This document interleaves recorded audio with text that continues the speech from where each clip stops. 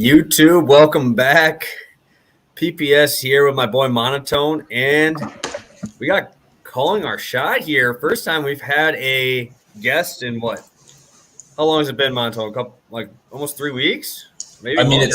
it's our first ever NBA guest, right? Yeah. So that's an honor, one. But yeah, it's been a while. It's been a little bit. Well, I am happy to be here. Thank you guys. You guys are two legends in the Twitter community, especially. So I appreciate you guys for inviting me on. It's been a lifelong dream to be on this bad boy. So let's get it going.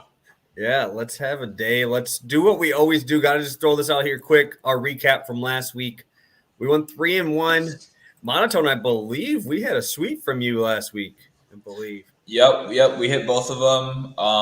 Franz got there pretty easily, or actually not pretty easily. In the very last second, Tate got there pretty easily. Yeah, Tate was nice. And maybe we'll talk about him again today. Who knows? Yeah. Brandon Ingram, the Brandon Ingram, that's so crap. Getting pulled on stream was so BS.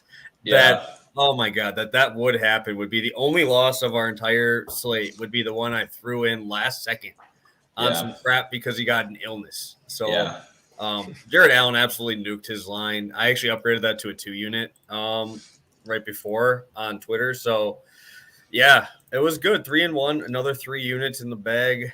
I'm very excited to get our guests rolling. We'll start out with you today, Austin. We'll get you started with our first play of the day. I'll let you start us off. So I just spoiled this. I just put it on our Twitter that so if you aren't following us, you definitely should go drop me a follow too. Both these guys got more followers than I do. But so this is a play I haven't talked about. So if you guys don't know who I am, so my name's Austin. I run the Call on Our Shot channel. We're a little bit smaller on Twitter as we were on YouTube. We're almost actually at 15,000 subscribers on YouTube. But we do a video every morning, and I do my favorite plays, and I normally add some. And this is one that I have not talked about a single time the whole day.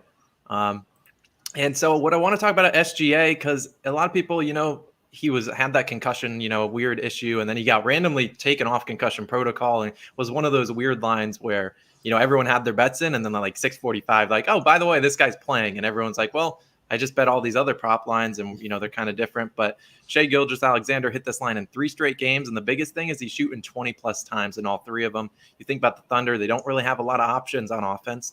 I know a lot of people, including myself, are on Darius Bazley's under. I'm actually on the Thunder's team total under, but that doesn't affect the play here because I think the Raptors are the best defensive team he has seen over the past couple weeks. But in his last 2 matchups versus the Raptors, he's had 21 and 32 points. But really the biggest reason I'm here, SGA is from Toronto. He was born there. That's where he grew up. He's a Canadian basketball player. And he does not get to play in Toronto all that often. Hasn't played there, I believe, since 2019. He scored 32 points then. He's clearly a much better player than he was back then. And I think he's going to show out for the crowd. And at the very least, I'm banking on volume here. And if he goes out and shoots 24 times and, goes 3 for 24, so be it. But I like to play tonight. Yeah, I mean, this team has been miserable too without him, right? I mean, we've seen what happens when SGA isn't on the court. I feel like it's going to be one of those situations where we're just like, you're back. Please take the ball. Please score. Like, please help us. SGA is also great at getting to the free throw line, as we know. I believe he has 10 plus free throw attempts in his last 2 games. And Toronto does have a lot of young guys, in the paint, whether it's Barnes, even Achua, like a lot of young guys. I could see him getting to the free throw line 10 plus times again right here. So I'm liking it. I didn't even know I forgot he was from Toronto or from Canada. So he's playing in front of the home crowd. Everyone loves playing in front of the home crowd. So I might have to tell you on that one. And it's not like he plays there all that often. I mean, 2 completely different conferences. He gets to play there maybe max once a year, assuming, he stays in OKC. So he's not going to have many more times to play in Toronto rest of his career. Might as well go out and show out in front of your family and friends. Oh, yeah. Yeah, he's definitely the dominant ball handler there. So you can tell, like Monotone said, like you can just tell the difference when he's on the court. When he's not, it's just damn near a free for all. Everybody just grabs the ball and just chucks it. It's just pick up basketball at that rate. It looks like I'm at the YMCA. It looks like I'm at the YMCA when they're playing without Shai Gilgeous. So I like it. I think you'll obviously get the volume to get you there. I will probably be jumping in on that one as well with you.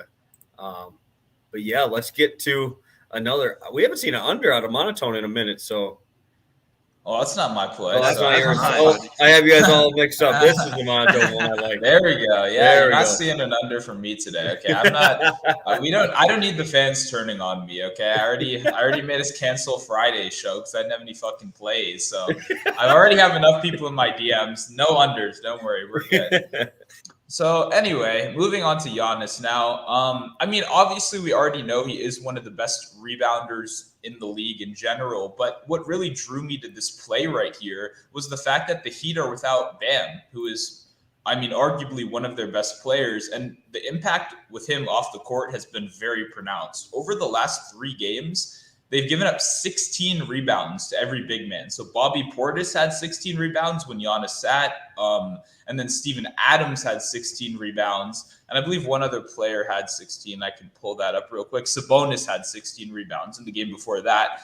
So those were the 3 where there was a traditional center. And then the game before that, when Dedmon started, it was Jarrett Allen had 11 and Mobley had 11. So as you guys can see, I mean, they are bleeding rebounds without Bam in there to really control that paint.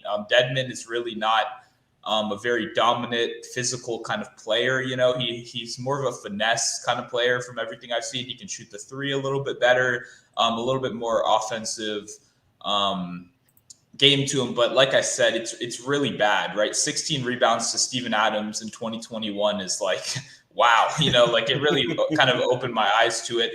And Giannis, obviously, he's averaging 11.8 on the season. He's now hit this number in 4 straight games. For me, it's one of those plays where this year I've kind of been burned by not playing the obvious plays. Like this year, there have been a lot of plays that are like, this makes too much sense. It feels a little sketchy. I'm just going to stay away. And they actually keep hitting, you know, like, so I've kind of decided recently that maybe I'm just going to play what sticks out to me. And this was literally the first thing that stuck out to me when I looked at the slate. So I've got to play it right here. It's my favorite play of the day. So I'm loving Giannis to grab 12 boards. Yeah, I've seen a lot of people on Twitter on the over for the points for Giannis. And I think that's still a great spot. Points, rebounds, obviously a good spot, adding it up with you here.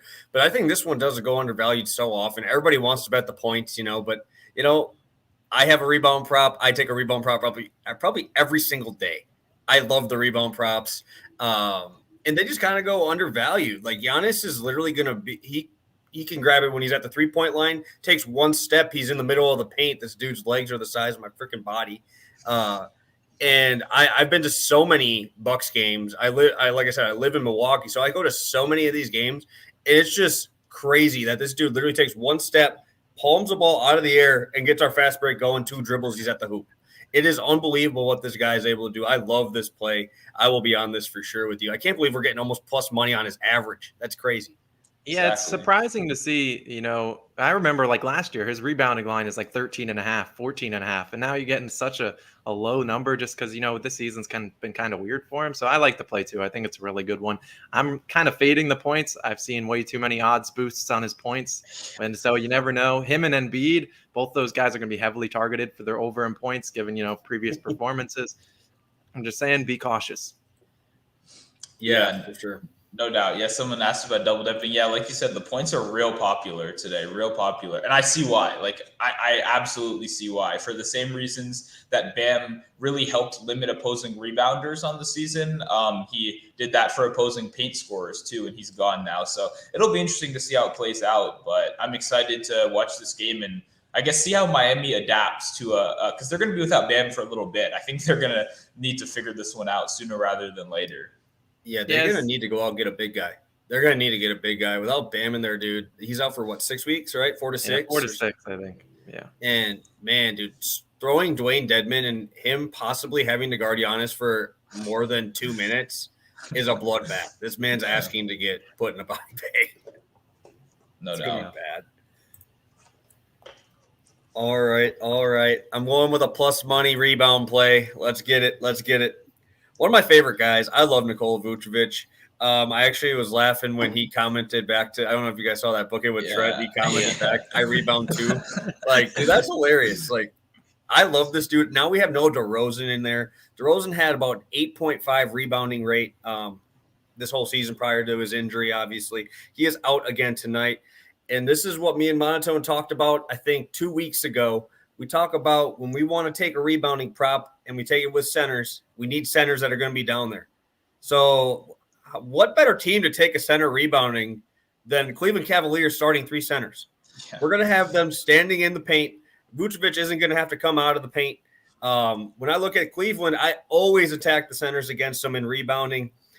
We've seen Dwayne Dedmon get 13 against them in 30 minutes.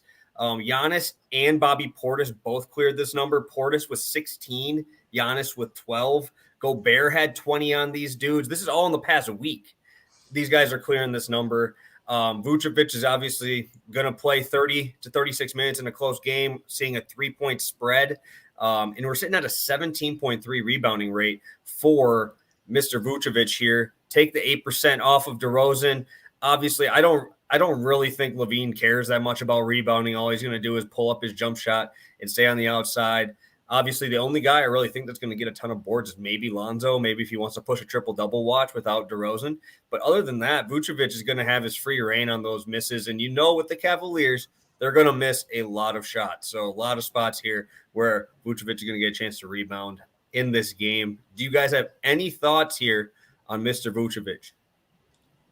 I mean, so the way you are with rebounding props, I'm almost the exact opposite. I really try to keep them as minimal as possible. It's funny, I started out with one today, but I don't have that many on the season. But whenever you bring one up, I'm always feeling very good about it, just because I know you actually do put in the work and not just oh, he had 10 rebounds before, he'll do it again. So it's a very good point. The Cavs, the paint is so clogged every game.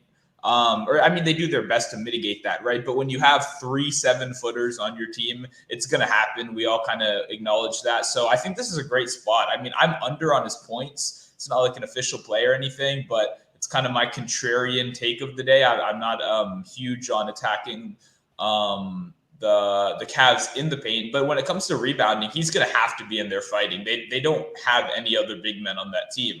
When you look at the other guys that'll be down there fighting, like you said, Lonzo's hit 10 rebounds like 3 times in his career, maybe. I'm not sure if it's even been that many. I'm a big fan of this. Yeah, I can't really add on much. I do want to say, in terms of a rookie that they got, I don't know how to pronounce his name, but Ayo Dansuma. However we pronounce his name. He had a pretty good stat line last game, so I'll be curious, what his lines look like tonight and see, because he's starting now. He played, I think, almost 40 minutes last game, and he did have 6 rebounds himself. But yeah, you're right. I normally try to attack centers against this team, especially rebound-wise, because someone's got to rebound, or else you're just going to give up offensive rebounds left and right. Yeah. And also, sorry. No, you got it. I was just going to give the pronunciation for Mr. Ayo. Well, go for it. I'm a Badger fan, so obviously I've seen him play a ton with Kofi Coburn and stuff. I think it's Ayo Dosunmu is how you say it. Ayo Dosunmu. Yeah, okay. Ayo Dosunmu. Yeah, I was just going to say, I think he's a great player, and I think that was a great pick by the Bulls. I just wanted to kind of throw that in there. A lot of people normally say you want to draft for what you don't have and you don't want to draft what you already have, but they drafted a defensive-minded guard, which they have the best defensive backcourt in the NBA already with Caruso back there and then Lonzo back there. I think this was a great pick, right? They literally drafted a guy who's pretty much a model of what they already have in Caruso, and he's been great. So I just wanted to compliment them for that real quick. It's been in my head, so I got to share it with you guys now before we get to the next pick right here. So this is my boy Trevor here. My boy Trevor, one of my VIPs. Literally, I had Duncan Robinson over 2.5 3-pointers, and they only played him 20 minutes. Once Jimmy Butler went out, they just gave up. Yeah. So it's just been a huge joke running that these dudes, they get down 10 and then just pull everybody. It's like Spoelstra just does that weird rotation. It's the Steve Nash effect, right? We saw it tearing through the league at the beginning of the year. Oh, we're down 8 with 7 minutes left in the first quarter. Time to take KD out. That'll go well. Dude, it's so down bad. 20. NBA sucks. Yeah. Anyway. All right, let's get it going here. I already kind of gave you guys a sneak peek of Mr. Calling Our Shots play here. I accidentally clicked it too early, but here it is for real. Hey, you are fine. So yeah, I talked about this one this morning, and it's been crazy to see the odds change because it was plus 100 this morning on DraftKings, and now it's down to minus 125. Wouldn't you be surprised to see Saddiq Bey go down to 12.5 at this rate? But the reason I talked about it, and maybe it's because Prop Bomb and Prop Bet Guy both on his unders. I think Prop Bomb's on his under for threes. Prop Bet Guy, I think PRAs. So I like being in the same boat as those guys, but when I think about Saddiq Bey, he's gone under this line in 5 of 6 games. The only game he went over was the last game he played, but that was a game he shot 16 times. He barely went over 15. He had 15 points, and he played 40 minutes, a season high. So he's normally, before that, he was shooting 9 to 12 shots a game. And the Wizards, we talk about them. I've said it time and time again in my daily videos that they give up the fewest three-pointers per game in the NBA. And, well, half of Saddiq Bey's shots come from the three-point line. So that's never, a good sign for him. Last year, they played 3 times. Granted, he's a different player than last year, but they also have more guys that shoot the ball than last year because last year was basically Jeremy Grant and then free-for-all for the other 4 guys. So last year, he shot 7, 8, and 12 times, which is kind of what he's been shooting prior to that 16 shot attempt game. He only scored 4, 11, and 9 points. He'll go in under all 3 games. Wizards very good at defending opposing, small forwards, power forwards, and kind of guards, kind of what Saddiq Bey is. So I'll be taking his under 13.5 points tonight. Yeah, I mean, obviously, like you said, this is a popular one today. I'm glad you got it in at plus 100 this morning. That's nice. But yeah, I mean, Prop Bomb actually called me about this one last night, about the under 3-point made, So I got this one in on points and 3-point made before the crowd. He hit me at around 10:30 last night. So I'm lucky I got in a little bit early. It's not like an official play for me or anything like that, but I love it. I mean, like you said, what you said, half of his shot attempts are 3 points, 48% to be exact. Yeah, I bet when he goes over 13 points, it's significantly more than that, though. I bet when he goes over 13 points, he's probably shooting something like 50% from 3 in those games. I haven't looked at it outright, but like you said, the Wizards are great against the 3-point line. They've made a concerted effort to push opponent shooters off the 3-point line and make them beat them in the paint. The strategy is working about 50-50 because they are pushing them off the 3-point line. The only problem is they're letting them score in the paint and then losing the games. But for just a prop betting perspective, I love this one. I'm definitely with you. Yeah, no, I have a hate in my heart for Saddiq Bey, so I love his unders always. Saddiq Bey, I will go in a very quick rant here. Saddiq Bey, I had Cade Cunningham to be the highest point scorer about 3 weeks ago, and Mr. Cade Cunningham was leading.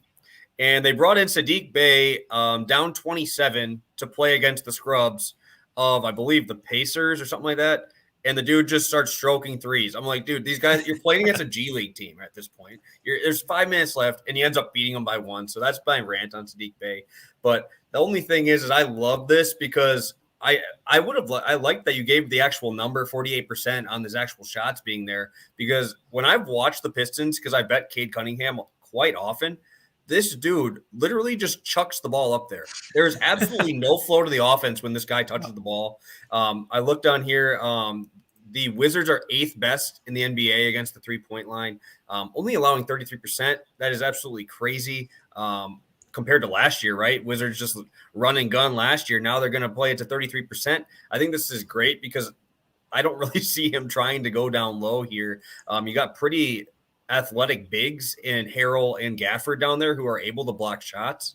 So I think this is a great spot. I really don't see him doing much. And this man doesn't pass the ball. Let's get that real. I mean, he does not pass the ball. So it's going to go. My last note is he is one of those guys that, he chucks it up. And if he gets hot, then this bet's over. But then last year he got hot a couple games. I mean, he will score like 30 points on like 11 for 12 shooting. It's like ridiculous. But I believe, you just said this Wizards team, so much different from last year. They used to be number 1 or 2 in pace last year. Now they're like 5th slowest in the league.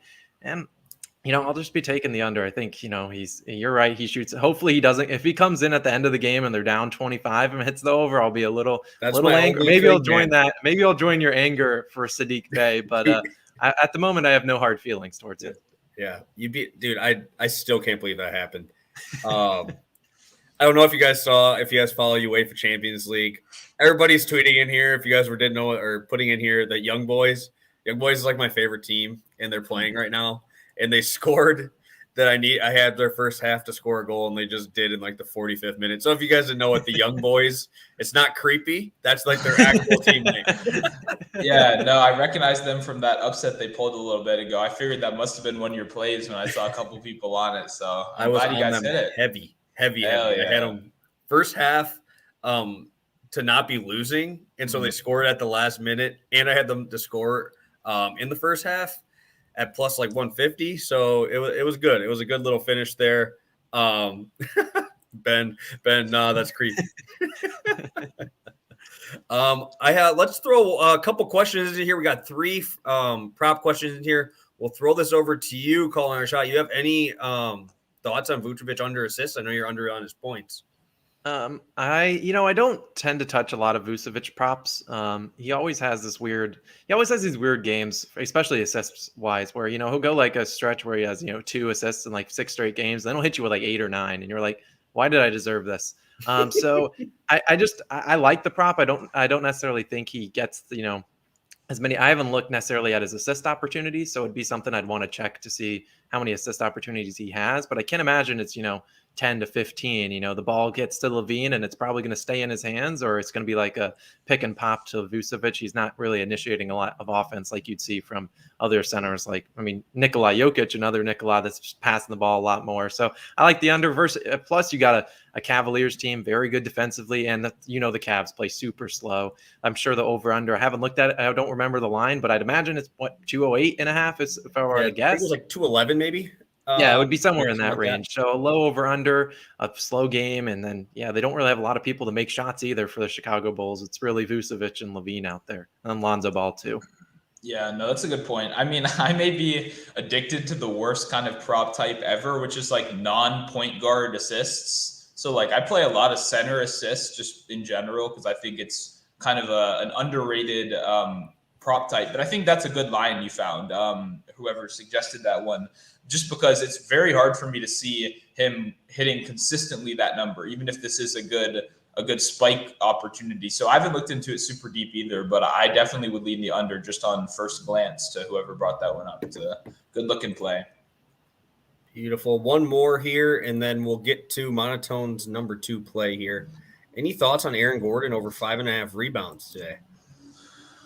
That's another one of those situations where the paint can get kind of clogged, right? Jokic is actually rebounding the ball really well this year. I mean, he always has done a great job of doing that, but last year he was constantly kind of on my no bet list just because of how inconsistent he was, but he really looks like he's ironed out a lot of the details. The good thing you have going right here is Aaron Gordon's playing really good right now. I think he's playing probably the most meaningful basketball of his career, not necessarily the best, because you can play better when you're on the Magic and you're surrounded by a bunch of losers. You can do whatever you want. But he's playing meaningful basketball. So I would lean the over, but this is just one. I call a lot of rebound props coin flips, to be honest. And maybe it's more than that. I don't want to discredit anybody's work. But when you're not talking about a center, when you're talking about a position player that their primary goal isn't to rebound the ball, it's hard for me to play rebounds for those kind of guys, just to be honest. Yeah, and to add on to that for Aaron Gordon, you're right. He's playing the most meaningful basketball. As an Orlando native, I had to watch him play, and it was not very efficient, to be very frank, or be nice. But I do kind of agree with you, Monotone, that especially I don't like betting a lot of props on teams, especially rebound props for teams that you just never know with their guard play. And that's especially for this team because Will Barton can go out there, steal 8-9 rebounds. And you're like, well, there goes. You already got Nikola Jokic probably with, 10 to 15. Some nights he might go above that. So it's hard to bet a Gordon over when, some games will have, 8 rebounds. Some will hit you with 2. And it's just kind of how the ball bounces. Plus they're taking on the Pelicans. Jonas Valanciunas, despite his 7 for 8 3-pointer game a couple nights ago, maybe a week or whatever ago, he's not hitting the 3-point line that well. So no reason for Nikola Jokic to be out too far on the perimeter. Absolutely perfect breakdown there. I love it.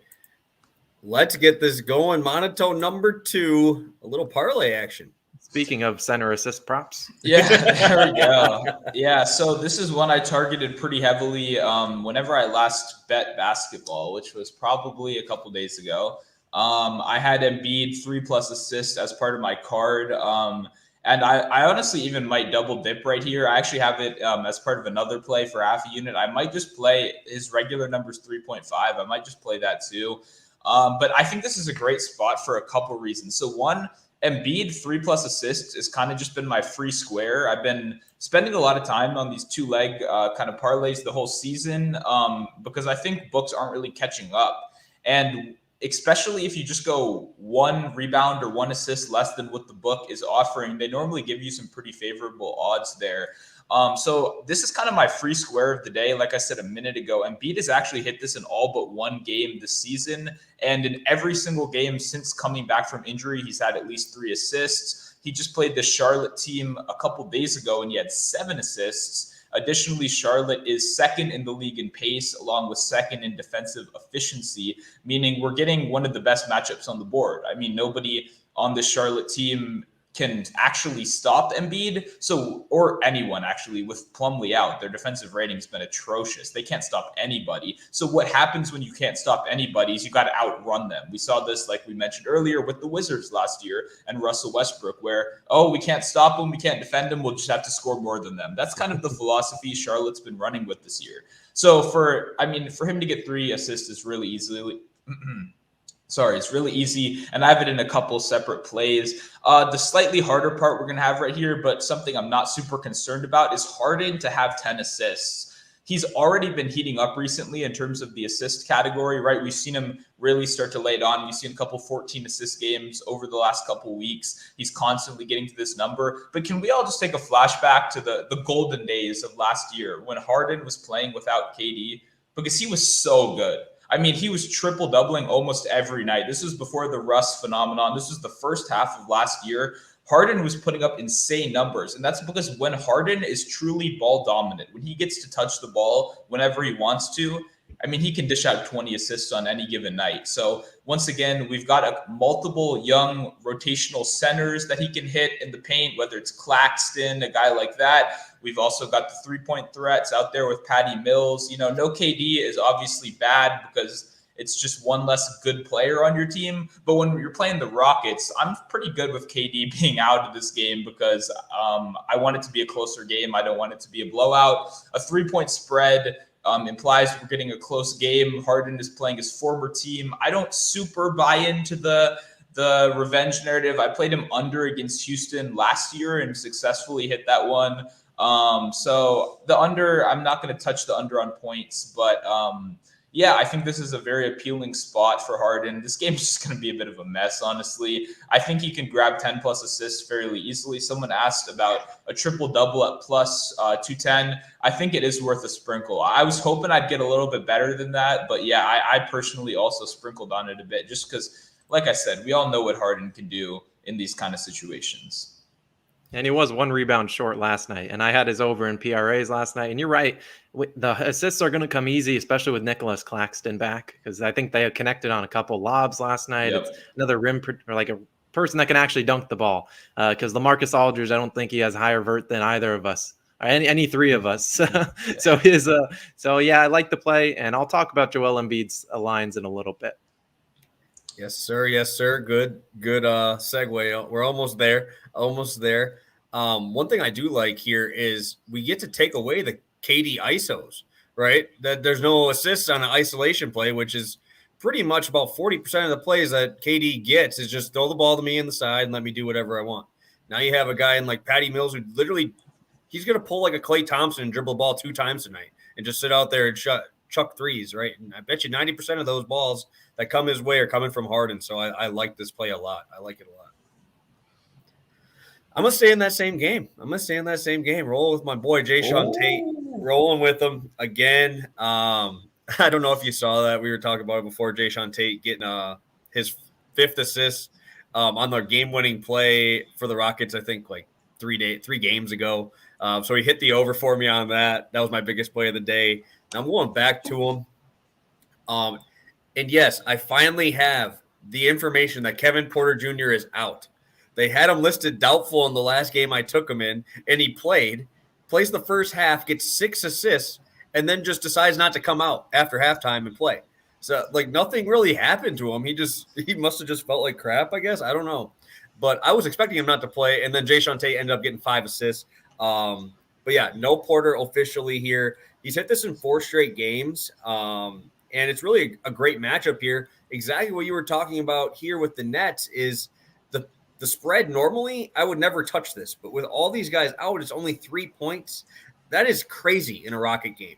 Most Rocket games, I'm seeing at least 8 to 10, so I can't bet on the Rockets because they get blown out so often that I can't take my Christian Wood props. I can't do any of those because they're down 40.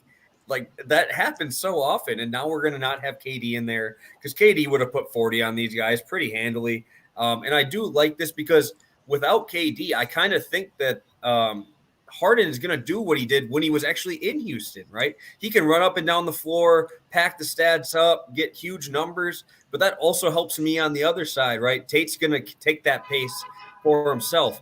The Rockets are number 1 in pace this year. They are actually 5 full possessions faster than the Nets. And now that we're going to have the Nets having to push to stay with these guys, all these young dudes, I think Christian Wood has a great game. I love Jae'Sean Tate tonight, and I really think that Harden's numbers are must have for DFS guys tonight. With this news coming out midday, they didn't change any of the prices, obviously, because they can't. We're getting a usage bump for Jae'Sean Tate, 3% usage rate jump without Jalen Green and 2% without Porter. Now both of them out together. I love it. He's going to be on the court a lot, 30-plus minutes in his last 3 games as well.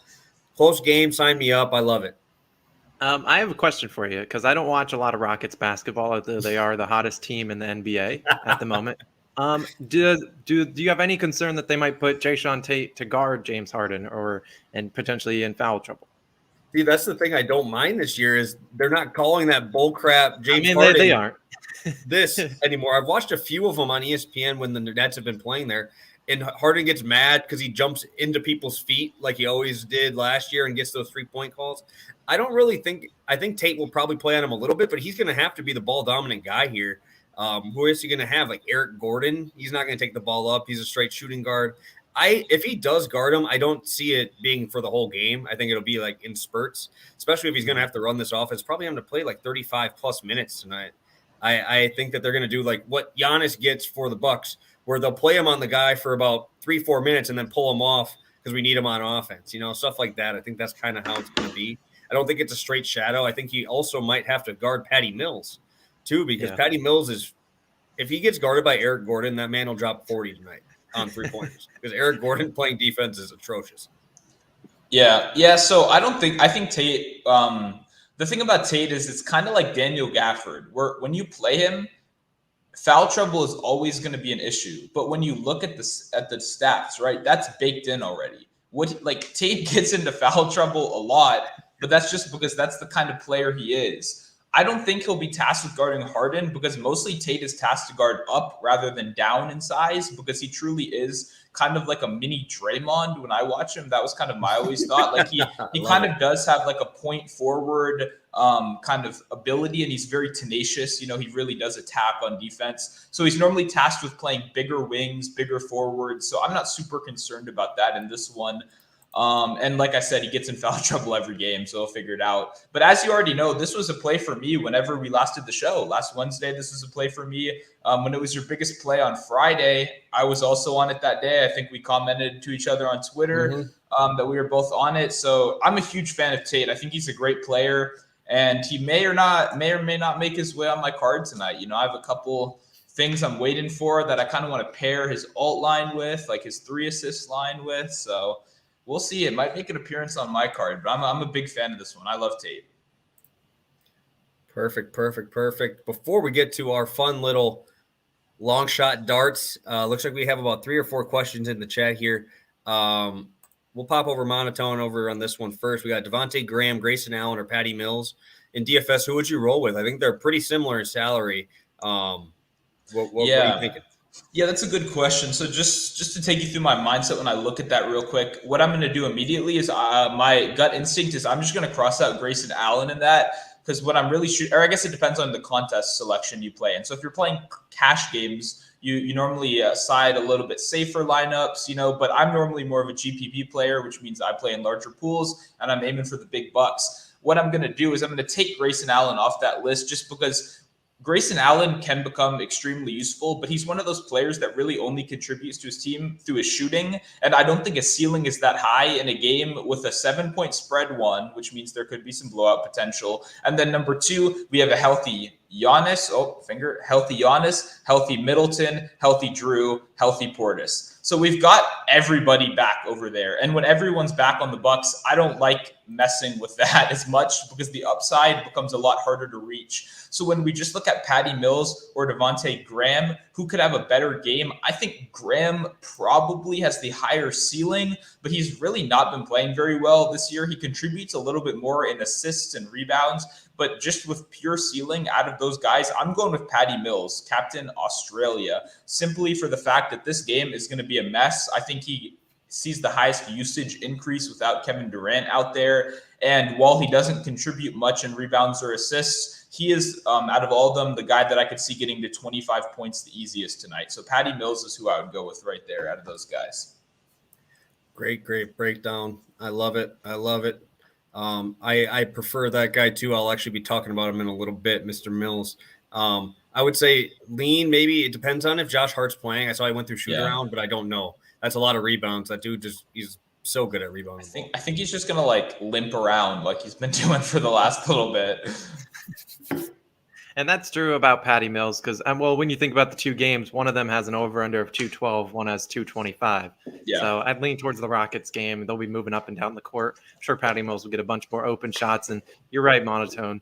Devontae Graham's really been struggling. I've seen people taking his under for PRAs and cashing that pretty frequently. Yep, for sure. All right, do you want to tackle Marcus Smart, one of you guys, or? I can attempt to. Right, Marcus Smart, I used to be hammering these props. I would take his prop every single night when Jaylen Brown was out. And, he was on a really great tear. I'd probably cashed this line in, I don't know, like 12, 13 straight games without Jaylen Brown. And then he had that, a game against the Utah Jazz. He only had 2 assists. A lot of people were on his prop that night. And, I stood off because Jazz, one of the best teams at, limiting opposing point guards assists. But since then, he bounced back with 6 assists last night against the Lakers, a game that Boston played terribly. To be frank, they just did not play well. He played 33 minutes, but their offense just looked all out of sorts. So tonight, I like the matchup a little bit better. It's against the Clippers, but I'm still a little bit hesitant on taking the overs just because the Clippers have normally been a pretty good defensive team, especially against opposing guards in terms of assists. So it's kind of one that I'm staying off of. Marcus Smart's kind of a hard player to predict. And you really never know with Dennis Schroeder, Jason Tatum with the ball too. You just never know what's going to go on in Marcus Smart's game. Yeah, I mean, a lot of this depends on Brown, right? Is Brown? He just got ruled out. I just got the message. Now? Okay, I just got the message. So yeah, that obviously makes me like the assist more, like you mentioned before, with you playing it every day with him out. I mean, he is a tough guy to nail down because he does have a very wide range of outcomes, but I like it. I mean, the Clippers are a pace up spot, surprisingly.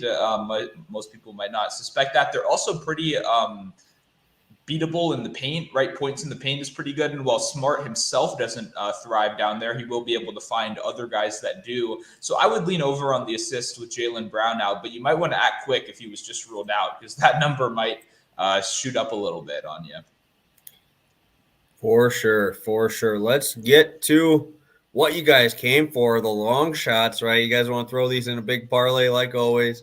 We will start out with going with kind of crazy. You were on like the same plays a little bit there. Yeah, Monotone kind of stole my play. And he did the majority of the analysis for me, so I thank him for that. But I'm going for a little bit of a value here. Now, the 3+ assists, that's very juiced. Now, 6+ assists is at like plus 300 value on Fanduel. Not sure about other books. I'm sure it's probably around similar value. And you're right. Embiid, he's been pretty dominant in terms of the assist category recently. Obviously, they're playing the Hornets again, team that had 7 assists. Now, the biggest thing, he had 12 assist opportunities in that game. So he actually had more room. He could have potentially had his 3rd career triple-double in that game. Now, I'm not betting on him to get a triple-double tonight. That would be like plus 3,000, something ridiculous odds. But I do think he has a chance to get it. He's hit the 6+ assists in 2 of his last 4 games. And when I think about these odds boosts, they have Joel Embiid scoring 22 points and Joel Embiid scoring 25 points. It makes me think, I'm like, why are they betting against? Because whenever they put odds boosts, I always say fade them. but I don't want to fade Embiid. So when I think about, I normally bet Embiid's lines, when does he not hit the over? It's because when he gets double teamed, and I would not be surprised to see the Charlotte Hornets throw triple teams at him left and right. I've seen it happen to Embiid time and time again. He touches the ball and they just triple team him. And then he'll have a lot more assist opportunities, maybe get some hockey assists, which sadly do not count in this. But I do think he's got a good chance to get, 6+ assists, plus 300 value. I think it's worth a little bit of a sprinkle just because I think the double teams are coming his way, especially after he just dropped 43 on this team. And it wasn't like high shot attempts. He shot 15 for 20 from the field, 75%. So you can't let a guy shoot that well and not at least throw some more bodies his way. Yeah, for sure. I think I didn't put the number out there. I'm seeing plus 350 around that range. I'm looking at before like an hour or two ago it was plus 310 on FanDuel. Okay. No idea what it is. I mean, I think it will go down. It will go up in value once Tyrese Maxey is announced in, but I still do think he's got a good chance regardless, based on the double teams. Perfect. I like it. We'll be tailing that one. I like it a lot. Both you guys on it. Love to see it. This is a big boy long shot for Mr. Monotone here. Yeah, so this is actually I went pretty big on this one, honestly, even more than a unit, honestly, which I don't recommend necessarily, but the stars just kind of aligned. So this was a hot topic in my Discord this morning. I appreciate Joe for bringing that one up. So this on PointsBet, and so the odds actually did shift about 30 minutes ago. It's down to plus 700, which I'm fine with. Still at plus 700. It actually was 200 to 1 for him to break the record today. So he needs 16 threes to break the record. And it was it was 200 to 1. They moved it down to 30 to 1. It's only 30 to 1 for him to make 16 threes today. That's probably the worst bet I've ever seen on a sports book before. It's incredible. It's never happened before. No one's ever made 16 threes before, and it's 30 to 1. You could go bet on a guy that's won 8 golf championships in the last year to win a golf tournament for 50 to 1. It's the odds are absolutely atrocious on breaking the record today. But I don't really care. I'm not betting on him to break it today. I'm betting on him to break it in his next game against Philly. So pretty much what we got is he needs to make 16 threes over his next 2 games. Today, they're playing the Portland Trailblazers, who they are 14-point favorites against and who are missing their 2 best players and really their 2 most impactful players, their 2 franchise players even. I mean, this Trailblazers team is going to get demolished today. So what's going to happen is I think they're just going to let Curry, I think he's going to shoot 15 threes today. He probably won't make them all. And also, just so you guys know, that sounds crazy for most players. Curry shoots 10 to 12 every game anyway. This guy's already attempting an astronomically high amount of threes. So we're getting plus 900 or even now plus 700 for him to hit, let's say, 6 to 8 threes today and then 8 threes tomorrow. It's obviously a long shot for a reason. But now another piece of narrative, he gets to break the record at home in front of his brother, probably in front of his parents too, against Philly before they go on a road trip right after that. We get him in a situation where they're 14-point favorites. They're talking in interviews today, Curry's up there laughing, Curry's joking about letting him take all those threes. I think he's actually going to shoot the ball an insane amount of times today, even if they're up 90 to 63 at halftime or some shit like that. I think he's going to shoot the ball a lot. At plus 900, plus 700, I want to see him break it against his little brother. Maybe he even hits the final shot, with a minute left over Seth. I don't know. Maybe I'm writing it all up in my head, but this one got me fired up. So I love this one. I don't want to ruin your parade. They are on the road in Philly. So this is his last home game. That's why in my video this morning, I took his over, was my best bet of the day, and then it got odds boosted like crazy. But I do love the play. And this is his last home game before they go on that 5-game road trip. And you're right. If he's not going to hit it today, you sure would want to hit it against your younger brother. I think he's the younger brother. But yeah, you're right. He's going to fire up a ton of shots. I compared this, and this was out of all respect. And in order for him to hit 16 threes, to hit the record tonight, he has to do a very similar to the late, great Kobe Bryant in his final game where he got every single shot attempt. They were it was no D'Angelo Russell, no, give the ball to Kobe Bryant. And Kobe shot, 48, 50 times. That's what Steph Curry's probably going to need tonight. But hey, he's the best shooter in the world. And if anyone's going to do it, it would be him to break 2 records on one night. All right. But saying that, it's going to be hard to get 16 threes. No one's ever done it ever. So I think a decent bet I like the value plus 900 for his next game. I mean, he's going to need he's probably shooting 10 plus, maybe even make 10 plus tonight, but 16 is a little bit of a stretch. Monotone, I might have to send you money to put this bet in for me because I'm looking at these numbers. Portland Trailblazers, the worst team against the 3-point shot in the NBA this year, sitting at 38.6% allowed. Next game is the Philadelphia 76ers at 35% allowed. That is the 8th worst. I think this is a smash. I think this is a smash spot. Plus 900 for this, dude. Oh my God. This is crazy. I have another piece of info. I can't bet this for you. They actually maxed me on this one. Jesus. And the last time that happened to me, I'm just going to say it was on Thanksgiving, and it was Cole Kmet to have 5 receptions at plus 580, and they maxed me out on that one, and it hit. So I have a good record with these books fucking with me, but hopefully we can get enough of you guys on this one, and maybe he gets there. Like I said, this feels like it should be much closer to plus 500 to me. So even plus 400, honestly. Like I said, please don't bet the 30-1 for him to make 16 threes today, because even if it does happen, that's such a terrible bet that I would just feel ashamed if one of you guys watched this and thought to bet that. So I just want to make that absolutely clear. No, I agree with that. That is a very dumb bet to go 30-1. Because I don't know what his 50-point odds are. I mean, 40 plus points is plus 720. So I'd imagine if you can keep just alt pointing him up, I imagine 40. I mean, his 16 is going to be 48. So if you get a 50-point line, I'm sure that's much better than 30-1, honestly. Yeah. The only worry actually is that everything I'm biting on is just a lie. They're actually just going to destroy the Trailblazers today, and he's just going to sit at halftime. That's in the realm of possibilities. But just the way they're treating this, there's no reason for them to not send him out in the second half and just let him shoot. So I don't know. I think it's setting up to be a great moment. Like I said, it's not at home. He'll hit it on the road. I still think he'll get a standing ovation against Seth. I bet his parents are going to be in the building for that one. It should be good. I don't know. This is obviously a more unique one than we normally talk about on here, but I really liked it.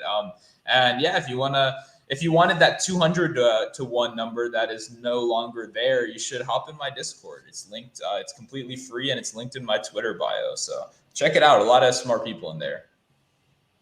Beautiful. Mine's a little middle long shot for what I usually do. I usually kind of throw some bangers like plus 4,000 that have absolutely 0% chance, but I'll hit one leg and feel good about myself.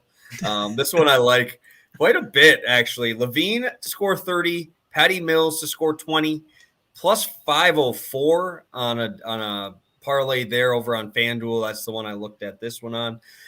I mean, the usage rates are going to both these guys. I think Patty Mills is going to have to be the dude for them. Houston, not great against guarding the 3, and they play so fast that they're middle of the pack against guarding the 3. But it's because most people can just drive to the hoop and get a free layup. So why would you shoot threes when you can just get a layup? Because there's absolutely no defense on this Houston side. I think we're going to get a great, like I said, pace up. We're getting 5 extra possessions for Mills. He's hit 20. I think I saw he hit 20 2 games ago. And then in that little middle spot where he hit it 3 out of 4 games, he is obviously one of the streakiest shooters in the entire NBA. And now you're going to give him this much usage. And obviously Harden's going to go for that triple-double. I'm sure those 10 assists are going to 2 guys, Claxton and Mr. Mills. These 2 are going to be the guys who have to take care of it for him. Levine, I think, might shoot the ball 35 times today. He might actually shoot that many times because Lonzo's going to get his 6 to 8 shots and be okay with it and try to go for the triple-double. And Levine I consider Levine, I call him the black hole. Him and Mr. Bobby Portis are my people I put in asterisk are considered a black hole because once it goes to him, it ain't never coming out. It's going up to the hoop and it's never coming back out. I might as well just take the under assist for every Bobby Portis game because that dude literally passes the ball probably twice a game. But I really like this spot. I think both these guys have a really easy chance. I think Mills was around 260 for this. And Levine was around like plus 125-ish. So gets pretty good odds there at plus 504. Yeah, I mean, like you said, Mills is going to see a nice increase in usage. That's not the part I'm as worried about. Levine also, like without DeRozan. I mean, Levine is a guy that he's been hitting this mark at a really high rate this year with DeRozan in the lineup. I mean, he's averaging it right around 25 when we're seeing a lot of predominant, ball dominant scorers in the league kind of struggle this year. Levine has not been one of those guys. So this is very doable in 2 games that have some potential to get some points scored, especially if they're both very competitive games, which the lines indicate they will be.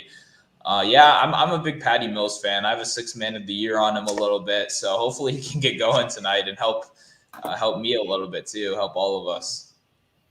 Yeah, I couldn't have said it better myself. Now, Zach LaVine has scored 40 plus in 2 of his last 3 versus the Cavs. Granted, that was back in 2020, so do what you want with that information.